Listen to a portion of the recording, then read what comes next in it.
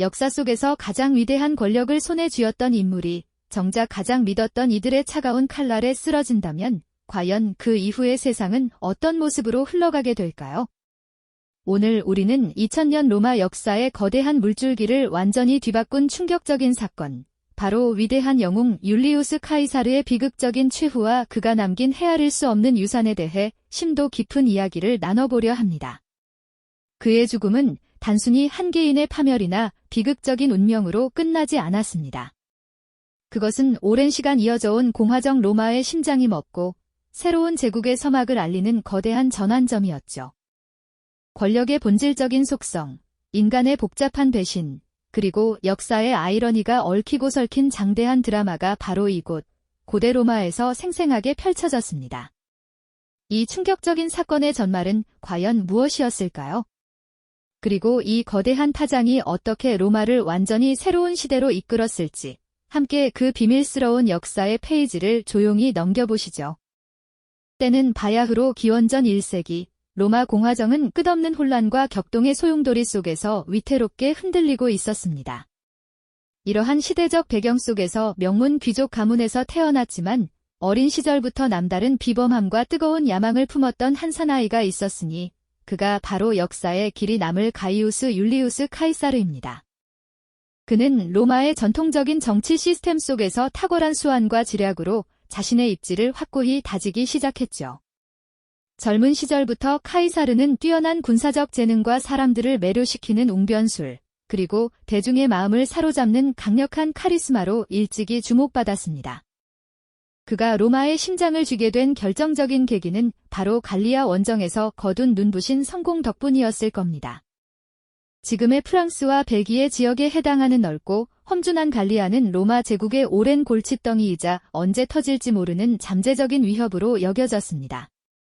카이사르는 이곳에서 무려 8년에 걸쳐 대규모 정복 전쟁을 지휘하며 로마의 영광을 드높였습니다. 그의 천재적인 지휘 아래 로마군은 수많은 야만 부족을 상대로 연전연승을 거두며 마침내 갈리아 전역을 로마의 지배 아래 편입시켰죠.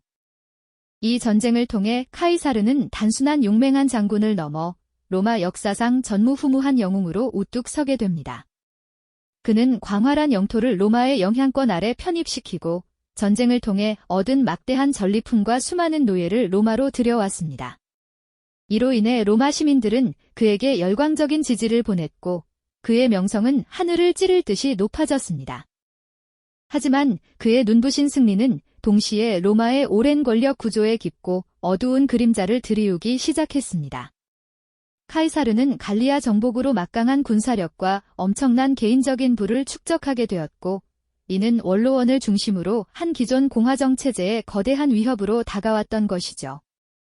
로마의 전통적인 권력자들은 카이사르의 끝을 모르는 야망에 깊은 경계심을 품기 시작했습니다. 그들은 카이사르가 자신의 군대를 해산하고 모든 권한을 내려놓은 채 로마로 돌아올 것을 강력하게 요구했습니다. 그러나 카이사르는 이러한 요구를 단호히 거부했습니다. 그리고 기원전 49년, 그는 로마 역사의 흐름을 영원히 뒤바꿀 운명적인 결단을 내리게 됩니다. 바로 주사위는 던져졌다. 오는 유명한 말을 남기며 루비콘 강을 건넌 것이죠. 루비콘 강은 이탈리아 본토와 갈리아 속주를 나누는 작은 경계선이었지만 이 강을 무장한 군대가 건너는 것은 로마에 대한 명백한 반역을 의미했습니다. 카이사르의 이 행동은 로마 공화정의 오랜 전통과 법치를 정면으로 거스르는 돌이킬 수 없는 선언이었습니다. 이는 단순히 강 하나를 건너는 행위를 넘어 그가 자신의 정치적 생명과 모든 것을 걸고 로마의 운명을 결정지은 순간이었음을 우리는 기억하고 있습니다.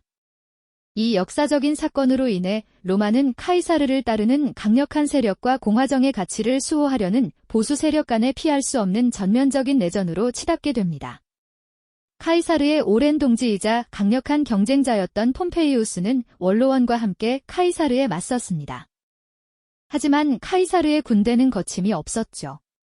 그는 폼페이우스와의 대결에서 연이어 승리를 거두며 결국 로마 공화정의 심장부를 향해 파죽지세로 나아갔습니다. 이 내전은 로마 전역을 피로 물들였고 수백 년간 이어져온 공화정의 기반을 뿌리째 뒤흔들었습니다.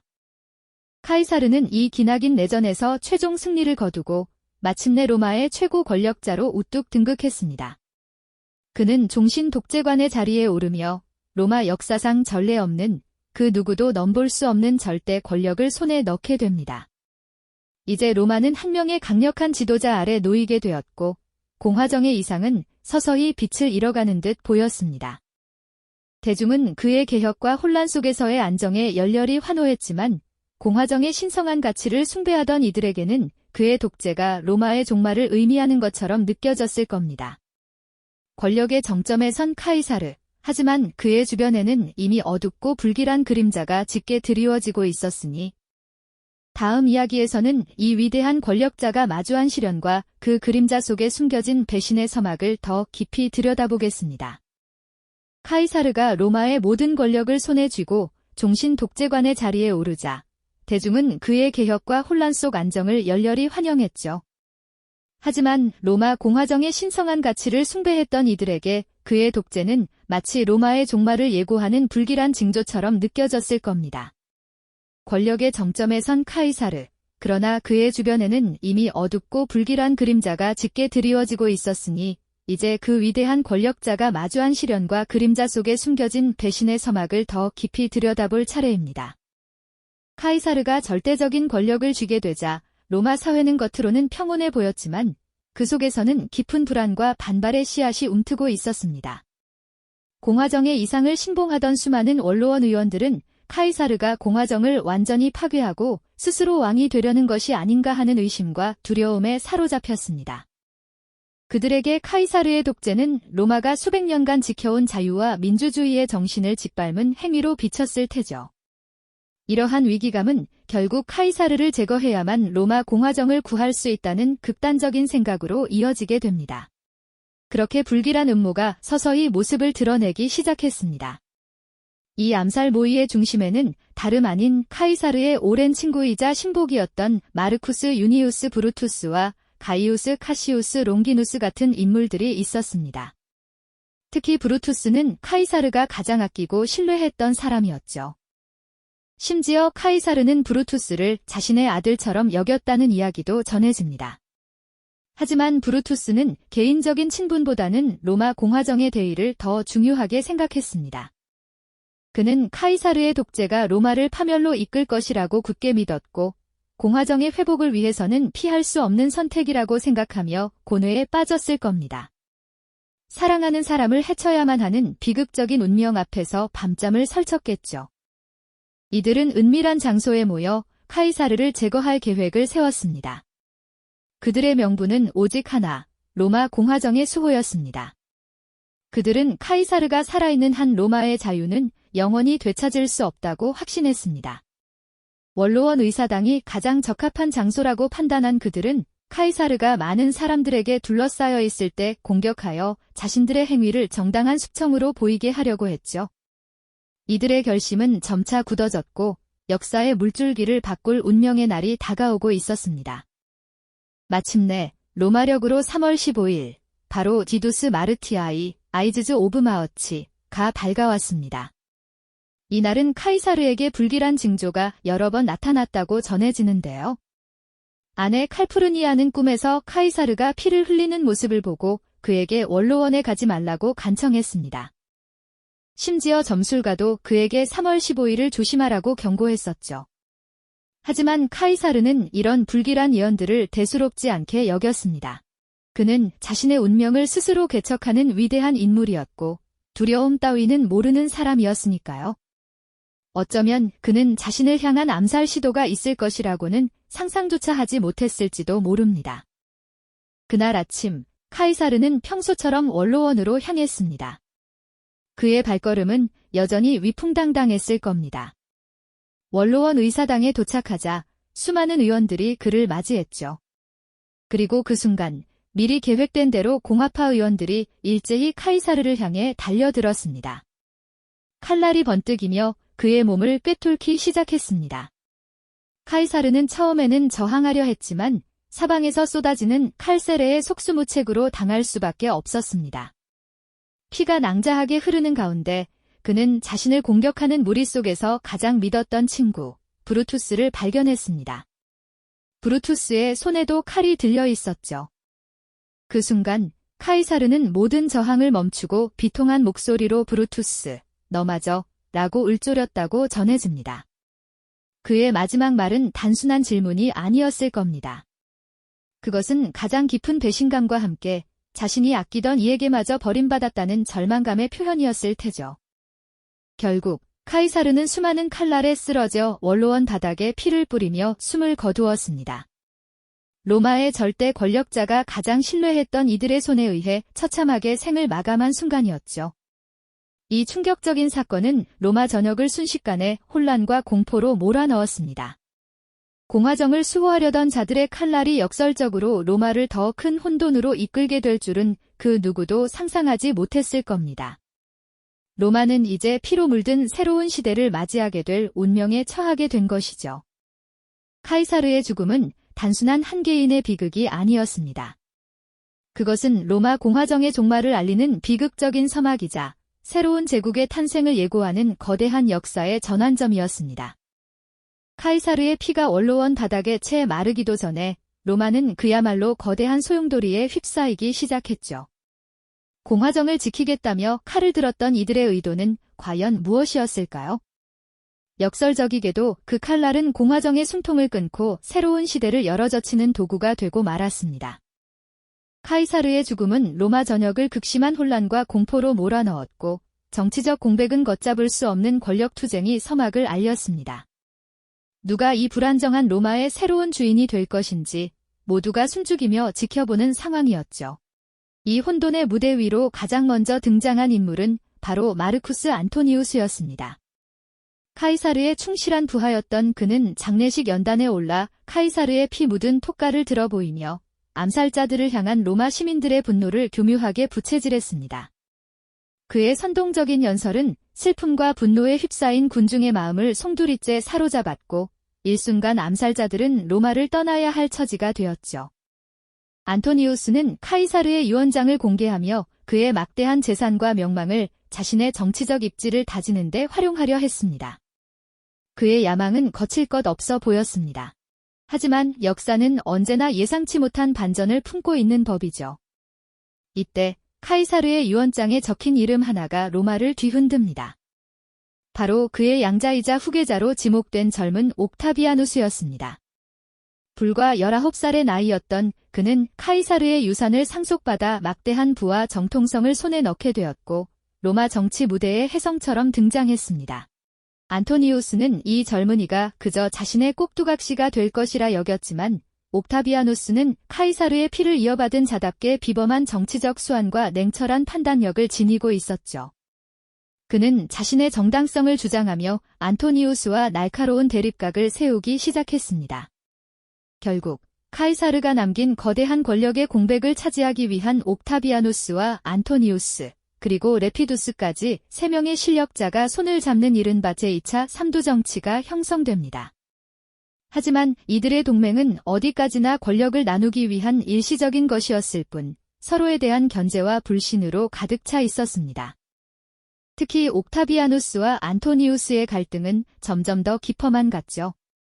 안토니우스가 이집트의 여왕 클레오파트라와 연합하여 동방에서 세력을 확장하자 옥타비아누스는 그를 로마의 전통을 저버린 배신자로 몰아붙이며 대결 구도를 심화시켰습니다. 그리고 마침내 기원전 31년 역사의 운명을 가를 거대한 해상 전투가 벌어집니다.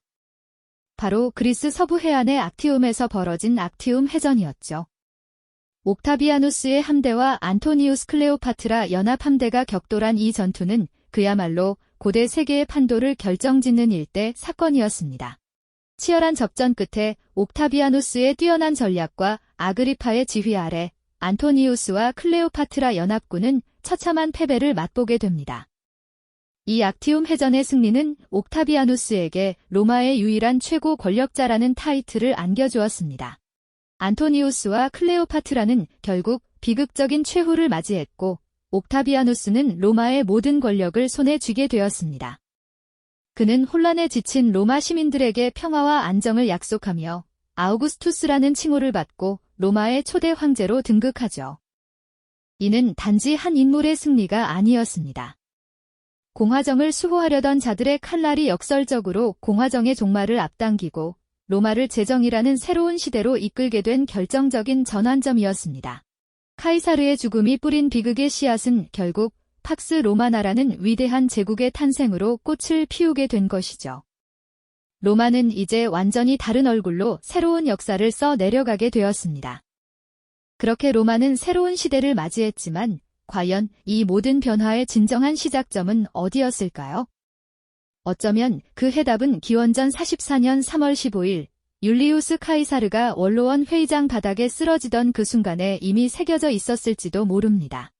공화정을 수호하겠다는 명분 아래 그를 암살했던 이들은 역설적으로 공화정의 숨통을 끊고 제정의 탄생을 앞당기는 비극적인 역사의 서막을 열었으니 말이죠. 로마의 심장이었던 카이사르의 죽음은 단순한 한 인물의 비극을 넘어 거대한 제국의 운명을 송두리째 뒤바꾼 충격적인 전환점이었습니다.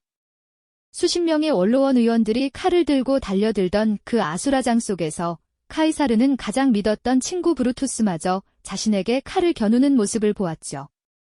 브루투스, 너마저 라는 마지막 절규는 단순한 한 개인의 배신감을 넘어 권력과 야망이 얽힌 인간관계의 가장 밑바닥을 드러내는 비극적인 탄식이었습니다.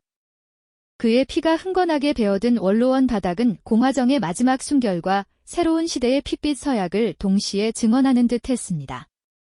그날 로마의 심장은 멈추었지만 동시에 새로운 심장이 뛰기 시작한 것이죠. 카이사르의 암살은 로마를 순식간에 극심한 혼란의 소용돌이 속으로 몰아넣었습니다. 그의 죽음은 공화정을 구원하려던 이들의 의도와는 정반대로 오히려 강력한 지도자의 부재를 초래하며 제2차 삼두정치라는 또 다른 권력 다툼의 시대를 열었으니 참으로 아이러니한 역사의 한 페이지가 아닐 수 없습니다. 옥타비아누스와 안토니우스, 그리고 레피두스라는 세 명의 실력자가 권력을 놓고 다시금 피비린내 나는 내전을 벌이게 된 것도 모두 이 거대한 비극의 연장선상에 있는 이야기였죠. 결국 이들의 치열한 투쟁은 옥타비아누스의 최종 승리로 막을 내렸고 그는 아우구스투스라는 이름으로 로마의 초대 황제 자리에 오르게 됩니다. 공화정을 지키려 했던 수많은 이들의 노력과 희생에도 불구하고 로마는 결국 제정이라는 길을 택하게 된 것이죠. 카이사르의 죽음은 그야말로 역사의 거대한 수레바퀴를 돌려 로마를 팍스 로마나라는 위대한 평화의 시대로 이끄는 역설적인 촉매제가 되었던 것입니다. 한 독재자의 죽음이 또 다른 절대 권력의 시대를 열었다는 사실은 우리에게 깊은 생각거리를 던져줍니다. 율리우스 카이사르의 이 드라마틱한 이야기는 단지 2000년 전 로마에서 벌어진 비극적인 사건에 머무르지 않습니다. 권력을 향한 인간의 멈출 줄 모르는 욕망, 가장 가까운 이들 사이에서 피어나는 신뢰와 배신의 갈림길, 그리고 단 한 사람의 운명이 거대한 역사의 물줄기를 어떻게 완전히 뒤바꿀 수 있는지를 생생하게 보여주는 하나의 거울과도 같죠. 이 역사의 거대한 교훈은 오늘날 우리가 살아가는 사회와 개인의 삶 속에서도 끊임없이 반복되는 권력의 본질과 인간관계의 복잡성에 대해 깊이 성찰하게 만듭니다. 우리는 로마의 심장을 뒤흔들었던 이 거대한 드라마에서 과연 무엇을 배우고 있을까요? 절대 권력의 명암, 그리고 그 속에서 피어나는 인간 군상의 다양한 모습들을 통해 어떤 지혜를 얻을 수 있을까요? 카이사르의 죽음이 역설적으로 로마를 새로운 시대로 이끌었던 것처럼 우리 삶의 크고 작은 전환점들 속에서도 예상치 못한 의미와 가능성이 숨어있지는 않을지 되돌아보게 됩니다. 다음 이야기에서는 카이사르의 죽음 이후 로마를 위대한 제국으로 이끌었던 아우구스투스의 놀라운 리더십과 팍스 로마나의 영광스러운 시작을 더욱 깊이 들여다볼 예정입니다. 이 영상이 도움이 되셨다면 좋아요와 구독 부탁드립니다. 여러분의 응원이 제게 큰 힘이 됩니다. 다음 영상에서도 더 유용한 정보를 공유하겠습니다. 감사합니다.